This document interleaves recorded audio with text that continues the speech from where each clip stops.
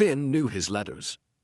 Miss Sarah at the village school had been teaching him all autumn, and he was proud that he could write his name now without any help. He could write other words too, simple ones like Mom and help and please. The teacher said he was doing very well for 6 years old, that he was smart and should keep practicing. So Finn practiced. He practiced because writing seemed important, because grown-ups used it for important things, and Finn had something very important he needed to say. Something so important that he had been thinking about it for weeks, ever since the nights got cold and Mom started crying. She thought he didn't know. She waited until she had tucked him and Lily into the bed they shared, until baby Ash was asleep in his basket, until the small cottage was quiet, except for the wind howling outside. Then she would sit by the dying fire, her face in her hands, and cry so quietly that most people wouldn't hear. But Finn heard. His bed was close to the fireplace because that was the warmest spot, and in the silence of night, even quiet crying was loud. He would lie very still, pretending to be asleep, while his mother's shoulders shook, and small sounds escaped despite her efforts to muffle them. Sometimes Lily would wake up too, and she would whisper, "Why is Mama sad?" And Finn would whisper back, "Shh, go back to sleep," because he didn't know how to explain. He was only 6, but he understood more than the adults realized. He understood that Mom's crying had gotten worse last week when the landlord came. Finn had been watching Lily and Ash in the afternoon, playing a quiet game of stacking wooden blocks with them, when heavy footsteps approached the cottage. The door had opened without knocking, and a large man with a mean face had walked in like he owned the place. Which, Finn later understood, he did. "Rent's late again, Marin," the man had said, not even saying hello or being polite like Miss Sarah taught them to be. Mom had been stirring something in the pot over the fire, some thin soup that was mostly water with a few vegetables. She had turned around quickly, wiping her hands on her apron, her face going pale. "I know, Gregor. I'm sorry. I'll have it by the end of the week. I just need a few more days." "That's what you said last week," Gregor had replied, walking around the cottage like he was inspecting it, picking up their few possessions and putting them down with expressions that suggested they were worthless. "And the week before, I'm losing patience." "Please," Mom had said, and Finn heard something in her voice that scared him. Begging. His mom was begging. "I'm working as many hours as they'll give me at the weaving house. I'm doing everything I can. Just a little more time." Gregor had looked at her then, and his expression had made Finn's stomach feel funny. Not angry exactly, but something worse. "Everything you can? Are you sure about that? Because I can think of other arrangements we could make, ways you could work off the rent without needing coins." Mom's face had gone from pale to red. "Get out. I'm just saying. Get out of my home. Now." Gregor had laughed, but it wasn't a nice laugh. "Your home? This is my property, widow. Don't forget that. You have until the end of the week. If I don't have my rent, you and your pups are out in the cold. Clear?" He had left then, slamming the door so hard that baby Ash had started crying. Mom had stood very still for a long moment. Then she had picked up Ash and held him, rocking him and whispering, "It's okay, it's okay, everything will be okay," over and over like she was trying to convince herself. That night, she had cried harder than Finn had ever heard. There were other things Finn noticed too. The way Mom divided their food, always giving him and Lily more while taking less for herself. The way she pretended to have eaten at work when Finn knew the weaving house didn't feed their workers. The way she had sold more and more things over the past months. First Dad's tools, then Mom's jewelry, then the nice dishes that had been a wedding gift, then even some of their blankets, even though winter was coming. He noticed that Lily complained about being hungry a lot, that when other children at school talked about what they had for dinner, Finn stayed quiet because he didn't want to admit they only had soup made from water and a few vegetables most nights. That baby Ash cried more than babies were supposed to cry, and Mom said it was because he had a cough that wouldn't go away, but they couldn't afford medicine. Finn tried to help in the ways a 6-year-old could. He watched his siblings without complaining, even when he wanted to play with other kids. He was careful not to tear his clothes or wear out his shoes too fast. He ate all his food without mentioning he was still hungry. He tried to keep Lily from asking for things Mom couldn't afford. But it wasn't enough. Nothing he did was enough. The problems were too big, too grown up, too impossible for a small boy to fix.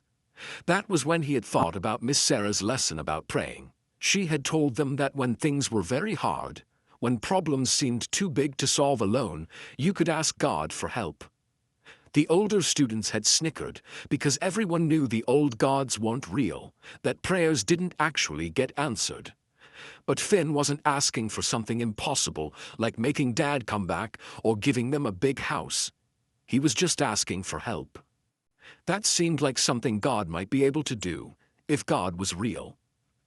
And even if God wasn't real, even if prayers didn't work, writing the letter made Finn feel like he was doing something.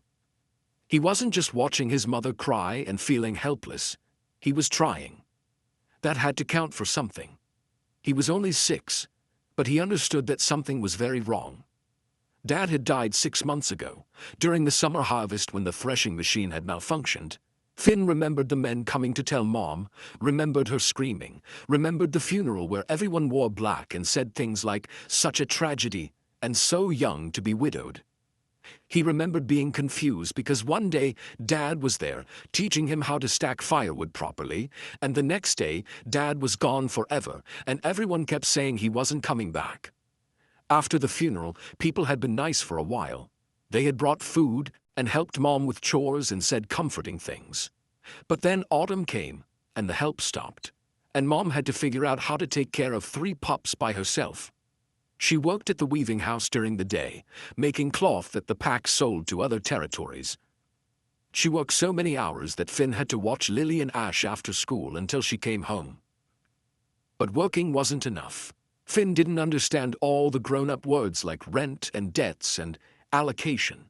But he understood that the coins Mom earned at the weaving house weren't enough coins. He understood because there was less and less food.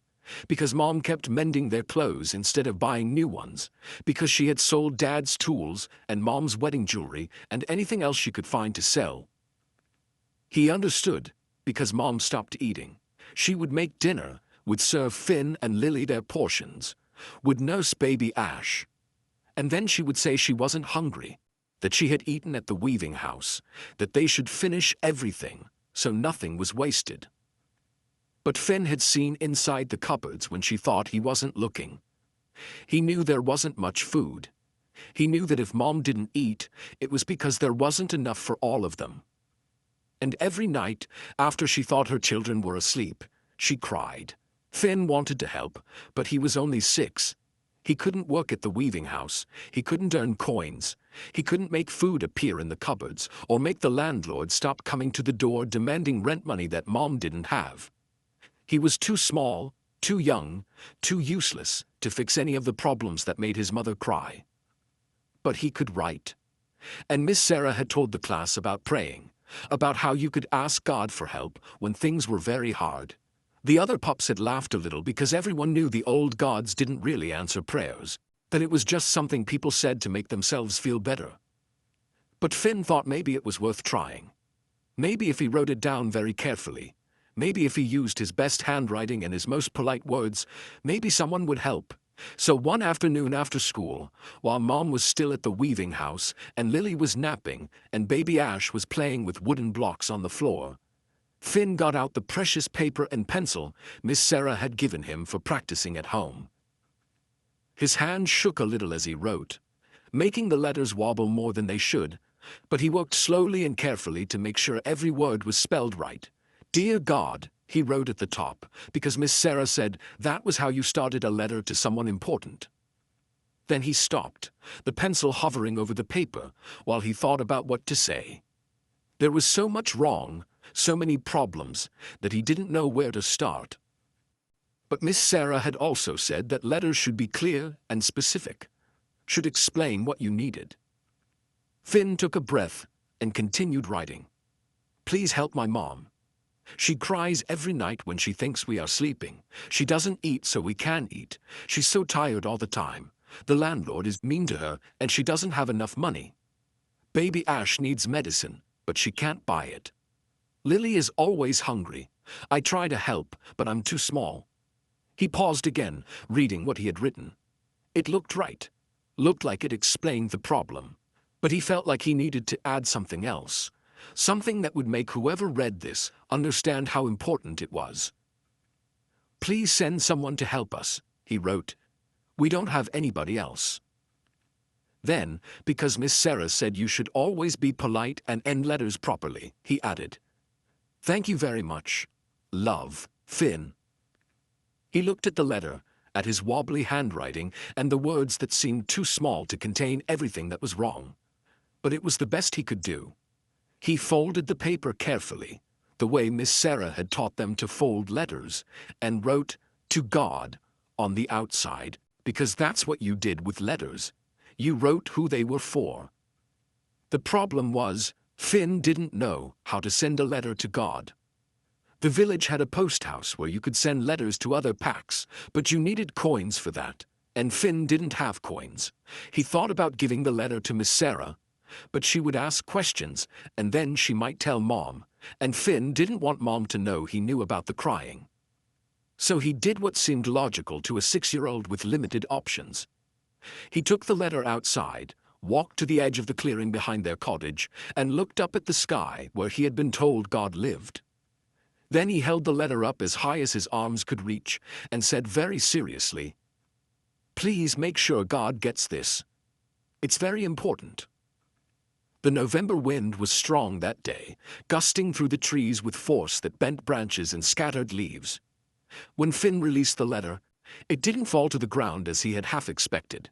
Instead, the wind caught it immediately, lifting it high into the air, carrying it up and away so fast that within seconds it was just a white speck against the gray sky. Finn watched until he couldn't see it anymore, then nodded to himself. Satisfied, the letter was on its way. Now he just had to wait for help to come. He didn't know that the wind would carry that letter miles from his village, across pack territory, over forests and streams, and eventually into the hands of someone who actually could help. He simply went back inside, checked on Lily, who was still napping, gave baby Ash a piece of bread that the baby mostly gummed and dropped on the floor, and waited for his mother to come home from another long day at the weaving house. Alpha King Theron was not having a good day. He had spent the morning in tedious council meetings where alphas from different territories argued about boundary disputes that should have been resolved decades ago. He had spent the afternoon reviewing allocation reports that showed numbers, but revealed nothing about whether his people were actually thriving or merely surviving. And now he was on patrol, which he insisted on doing himself at least once a week, despite his advisors arguing that he had guards for that purpose. He patrolled because numbers on paper told him nothing. Riding through his territory, stopping in villages, talking to wolves who had no idea their Alpha King was among them. That gave him information that no report could provide. He needed to see with his own eyes that the systems he had established were working, that the packs under his authority were protected and prosperous. The northern forest was quiet this late in autumn, most of the smaller prey animals having gone into hibernation or migrated south. The trees were bare, skeletal branches reaching toward a sky that promised snow. Theron's horse picked its way carefully along the path, breath steaming in the cold air. That was when he saw it. A small piece of white paper caught in the low branches of a thorn bush just off the path. It stood out against the browns and grays of late autumn, drawing his eye.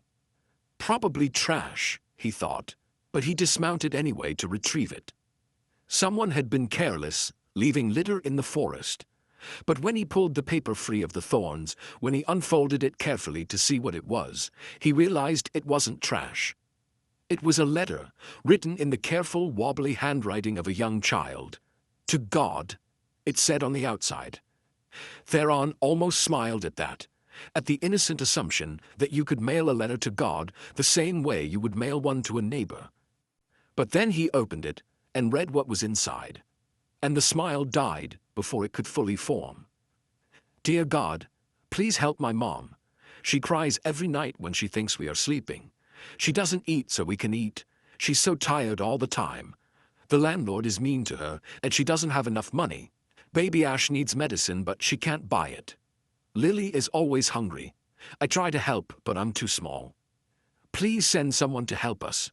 We don't have anybody else. Thank you very much. Love, Finn.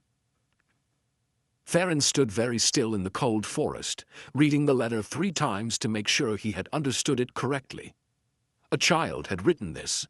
A young child, probably no more than 6 or 7 based on the handwriting, had written to God begging for help because his mother was struggling so badly that even he could see it. Crying every night, not eating so her children could eat, a landlord being cruel. A baby needing medicine they couldn't afford, another child always hungry. This family was in crisis, and a 6-year-old had been desperate enough to write a letter to God because he didn't know what else to do, and this was happening somewhere in Theron's territory, under his authority. While he sat in comfortable council meetings and reviewed allocation reports that apparently revealed nothing about families falling through the cracks so completely that children were writing desperate letters to God. Marcus, Theron called, and his beta, who had been keeping a respectful distance during the patrol, rode closer. My lord, read this. Theron handed him the letter. Tell me what you see. Marcus read it, his expression shifting from curiosity to concern, to something that looked like anger mixed with sadness. A child in desperate circumstances, a family failing. This is, my lord, this is unacceptable. This shouldn't be happening. No, it should not, Theron agreed, his voice hard. And yet it is. Somewhere in my territory, there is a family in such dire straits that a 6-year-old named Finn felt his only option was to write to God. We need to find them. The letter doesn't say where they're from, Marcus pointed out. No pack name, no village, just names. Finn, Lily, Ash, and a mother who works at a weaving house. That could be anywhere in the Northern Territories. Then we search everywhere, Theron said flatly. Start with villages that have weaving houses. That narrows it down. There are maybe a dozen significant cloth-making operations in the north. Send scouts to each one.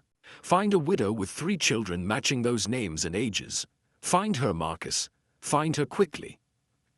You intend to help them personally? Marcus asked, though his tone suggested he already knew the answer. I intend to understand how this happened, Theron corrected. How a family fell into such desperate circumstances that a child saw no option except divine intervention. How our systems failed so completely that a mother cries every night and doesn't eat so her children can. How a landlord feels entitled to be cruel to a widow who clearly cannot defend herself. I want to understand all of that, Marcus. And then I want to fix it. Yes, my lord. Marcus hesitated, then added quietly. It's a good thing the letter found you. That child's prayer was answered better than he could have imagined. Perhaps, Theron said, folding the letter carefully and tucking it into his coat pocket. But he should never have needed to write it in the first place. The fact that he did means I have failed in my responsibilities as Alpha King. That ends now. It took 2 days to find them. 2 days of scouts visiting weaving houses throughout the Northern Territories, asking careful questions about widows with young children, piecing together information, until finally, one scout returned with a location that matched all the details. Clearview Village on the eastern edge of the territory. A small pack, maybe 200 wolves total. The weaving house there employed a widow named Marin who had 3 pups, Finn, age 6, Lily, aged 4, and baby Ash, barely a year old. Her mate had died 6 months ago in an accident with the threshing equipment. She worked long hours, but apparently struggled to make rent on the small cottage she occupied on the edge of the village. The landlord is Gregor, the scout reported. He owns several properties in the village, has a reputation for being harsh with tenants who are late with rent. The other villagers say he's been particularly demanding with the widow, threatening eviction regularly. What about pack support? Theron demanded. Clearview must have allocation systems. What is she receiving? Standard widow's allocation, the scout said. Enough for 1 adult and 2 children according to the formulas. But she has 3 children, and 1 is an infant who requires more resources. The allocation office apparently told her the formula was fair, and she needed to budget better. Theron felt rage building, cold and controlled, but intense. So the pack acknowledged she has 3 children and gave her support for 2 children, then blamed her for not being able to make it work. That's what it sounds like, my lord. And the villagers, her neighbors, are they helping? The scout shifted uncomfortably. Some brought food right after her mate died, but that was 6 months ago. People have their own problems. They can't keep supporting someone indefinitely. No one asked them to support her indefinitely, Theron said, his voice sharp. But the pack has systems specifically designed to ensure widows and their children do not fall into this level of desperation. Those systems failed her. We failed her. And now I need to understand exactly how that happened so it never happens again. He left immediately, Marcus and 2 guards accompanying him. The ride to Clearview took most of a day. They arrived in the evening as the sun was setting and workers were leaving the weaving house for the day. Theron watched from a distance as women filed out, tired and ready to go home.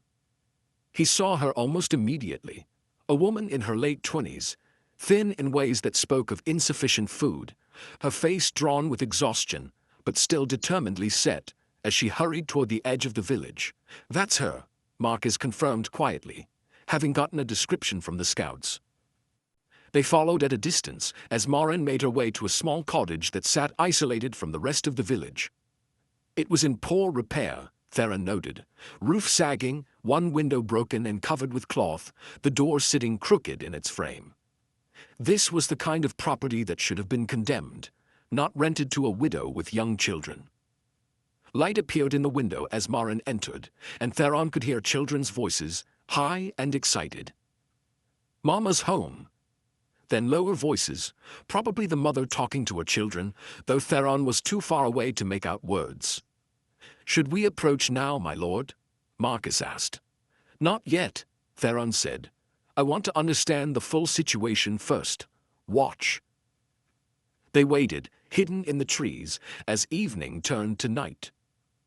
Through the window, Theron could see movement, could see Marin moving around the small space, preparing something over the fire. The children appeared to be sitting at a table, waiting. When Marin served dinner, Theron watched carefully. She gave the children their portions, small, he noted, smaller than children should be eating. She nursed the baby, and then she sat at the table with them. But she did not eat. She simply watched her children, encouraging them to finish everything, saying something that made the oldest boy, Finn probably, look at her with concern. "She's not eating," Marcus murmured, confirming what Theron was observing. "No," Theron agreed grimly. "She's doing exactly what the letter said, not eating so her children can." They watched as Marin cleaned up after dinner, as she got the children ready for bed, as she tucked them in with obvious love despite her exhaustion. Then she sat by the fire, waiting until she thought they were asleep. And then she cried. Silently, her face in her hands, her shoulders shaking. Crying the way someone does when they're trying very hard not to be heard, when they're desperate not to worry their children, when they're at the end of their strength and see no way forward. Theron felt something crack in his chest. This woman was breaking under the weight of impossible circumstances, doing everything she could to protect her children, and still failing despite her best efforts. And it was happening in his territory, under his authority, while he had been sitting in comfortable council meetings, completely unaware. "Now," he said quietly, "now, we intervene." He approached the door and knocked, firm but not aggressive. The crying stopped immediately. There was a long pause, then Marin's voice, cautious and wary. "Who is it?" "My name is Theron," he said, not using his title yet. "I need to speak with you about an urgent matter. Please open the door. Another pause. Then the door opened a crack, and Marin peered out at him, her eyes red from crying, her face showing fear mixed with confusion. Behind her, Theron could see the oldest boy, Finn, sitting up in bed, watching with wide eyes. "I don't have any money," Marin said immediately, apparently assuming he was here to collect debt. "Please, I'll have the rent by the end of the week. Just give me a few more days." "I'm not here about rent," Theron said gently. "I'm here about this." He pulled out the letter, unfolded it, held it where she could see the childish handwriting. Marin's face went white. "Where did you get that?" "I found it," Theron said simply. "2 days ago, caught in a thorn bush in the northern forest. I read it. I came to help." "Finn," Marin whispered, turning to look at her son. The boy's eyes had gone huge, his small face showing shock and hope in equal measure. "You wrote that letter? You told someone about—" "I wrote it to God," Finn said in a small voice. "I asked God to send someone to help. And he came, Mama. He came." Marin looked back at Theron, and suddenly the shame seemed to overwhelm her. She had been trying so hard to keep everything together, to hide how bad things had gotten, to protect her children from knowing the full extent of their desperation. And now a stranger had found her son's letter, had read about her crying every night, about not eating, about failing to provide for her children. "Please leave," she said, her voice breaking. "I don't need charity. We're managing. Finn shouldn't have. He's just a child. He doesn't understand." "Marin." Theron's voice was firm but gentle. Look at me, and tell me honestly that you're managing." She couldn't.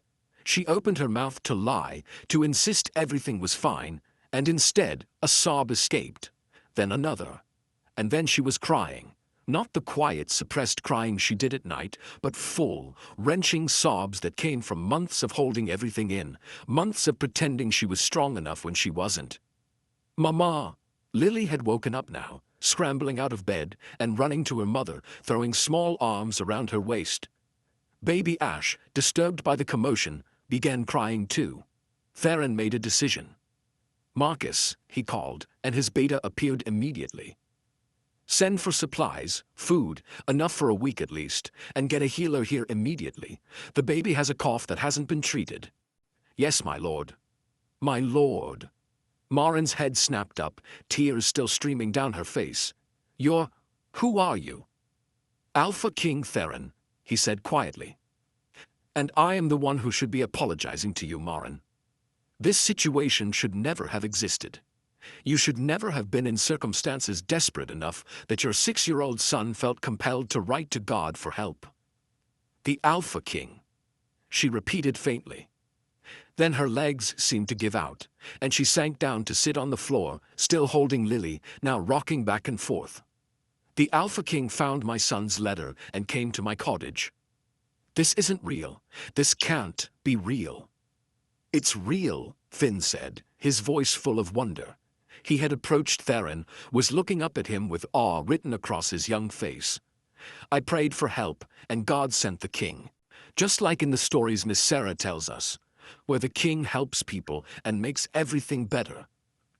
Theron knelt down to be at Finn's level, ignoring the way his fine clothes pressed into the dirty floor.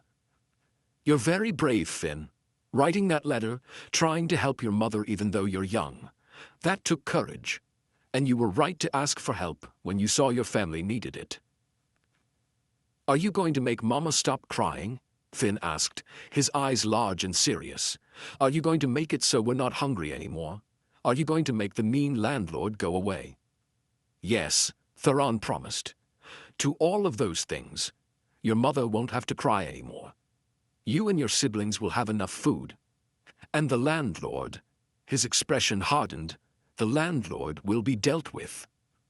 Within the hour, Theron's efficiency became apparent. Supplies arrived, not just food, but good food. Bread that was fresh and soft, meat that wasn't mostly gristle, vegetables that were crisp and colorful, milk that was rich and creamy, enough to fill their bare cupboards and then some. A healer came, an older woman with gentle hands who examined baby Ash thoroughly. Respiratory infection, she announced. Not severe yet, but it would have become severe without treatment. The child is also significantly underweight. He should be at least 2 pounds heavier at this age. She mixed medicine right there in the cottage, making Ash swallow it despite his protests, then giving Marin detailed instructions. 3 times daily, with meals. And speaking of meals, this child needs to eat more. His growth is being stunted by malnutrition. I couldn't afford, Marin started. You couldn't afford it before, the healer corrected gently. But that's changing now.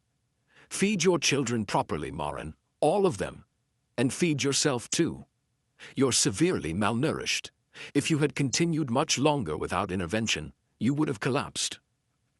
While the healer worked, Theron had stepped outside to speak with his guards. When he returned, his expression was grim, but satisfied. Gregor, the landlord. He will be here shortly. I sent guards to collect him. Collect him? Marin looked worried. Please don't. He owns this cottage. If you anger him, he'll evict us immediately. He won't be evicting anyone, Theron said flatly. But I need to understand exactly what's been happening. How he's been treating you. What he's been demanding. Before Marin could respond, heavy footsteps approached, and then Gregor was being escorted into the cottage by 2 very large, very serious guards. He looked annoyed until he saw Theron, and then his expression shifted to confusion, and then fear, as he recognized the Alpha King. My lord, he said, bowing quickly. I don't understand. Why have your guards brought me here? This is your property? Theron asked, gesturing around the cottage. Yes, my lord, one of several I own in the village. And Marin is your tenant? Yes, my lord, though she's been late with rent, multiple times. I've been patient, but... Patient, Theron repeated, his voice dangerous. Tell me, Gregor, what exactly did you say to Marin last week when you came to collect rent? Gregor paled. I simply reminded her that rent was due. Finn, Theron said, looking at the boy. What did the landlord say to your mother? Finn looked nervous, glancing at Gregor, but then he straightened his small shoulders. He said if she didn't have money, she could work off the rent in other ways. And he looked at Mama funny. And Mama told him to get out. Gregor's face went from pale to red. The boy misunderstood. I was simply offering. I know exactly what you were offering, Theron interrupted, his voice cold. And that alone would be sufficient grounds for severe consequences. But let's add the rest, shall we? This cottage is in violation of multiple safety standards. The roof leaks, the window is broken, the door doesn't seal properly. You're charging rent for a structure that should be condemned. It's affordable housing for those with limited means. It's a death trap, Theron corrected. And you knew it. But you rented it anyway to a widow who had no other options. How much are you charging her monthly?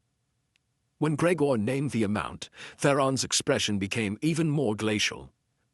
That's double what this property is worth even if it were in good repair. You've been exploiting a vulnerable woman, extorting excessive rent for inadequate housing, and propositioning her when she couldn't pay. Do you have anything to say in your defense? Gregor looked at the guards, at Theron, and apparently decided honesty was his only option. She's a widow with 3 pups, no one else would rent to her. She should be grateful I gave her anything at all. The words hung in the air. Even Gregor seemed to realize he had said something wrong, but it was too late. Grateful, Theron said softly, which was somehow more frightening than if he had shouted. She should be grateful that you exploited her desperation, overcharged her for a home that's barely habitable, and propositioned her when she couldn't pay. Is that what you believe constitutes benevolence? My lord, I didn't mean... You're stripped of your properties effective immediately, Theron said. All of them. They'll be reviewed for safety, and any that are found to be substandard will require your personal funds to repair before they can be rented again. This cottage in particular will be rebuilt entirely at your expense. Marin and her children will have free residence here until the new structure is complete, at which point they will be given first right of tenancy at a fair price. You will also pay restitution for the excessive rent you've collected. Do you understand? That will bankrupt me. Then you should have treated your tenants ethically, Theron said without sympathy. Guards, remove him. Make sure the village understands why these consequences are being levied. Let it be known throughout the territory that exploitation of vulnerable pack members will not be tolerated. After Gregor was escorted out, still protesting, the cottage seemed to breathe easier. Marin sat at the table, looking dazed, while Lily clutched her side and Finn stood nearby, eyes wide with everything that had just happened. Why? Marin finally asked, looking at Theron. Why would the Alpha King care about one widow and her pups? We are nobody. This doesn't matter in the grand scheme. It matters, Theron interrupted. It matters because you are pack members under my protection and you were suffering. It matters because a 6-year-old child was desperate enough to write a letter to God. It matters because if this is happening to you, it's probably happening to others, and that means my systems are broken. So yes, Marin, it matters. You matter. Your children matter. And things are going to change. The pup wrote, God help my mom, she cries every night, and the Alpha King found the letter and came. What he discovered shattered his understanding of his own territory, forced him to confront poverty he had not known existed, and drove him to fix systems that had failed the most vulnerable. Sometimes the most important prayers are written by children, found by those with power to help, and answered in ways that change everything. What did you think of Finn's letter reaching Theron? Have you ever felt helpless to solve a problem you could see but couldn't fix? Drop your thoughts in the comments. And if you loved this story of the child who prayed in the only way he knew, and the king who answered that prayer, hit subscribe and join our pack. New stories drop every week, celebrating wolves who fight for their families, leaders who take responsibility for their failures, and the power of seeing suffering that others miss. Remember, sometimes the smallest voices need to be the loudest for anything to change. Did you want part 2? Let me know in the comments.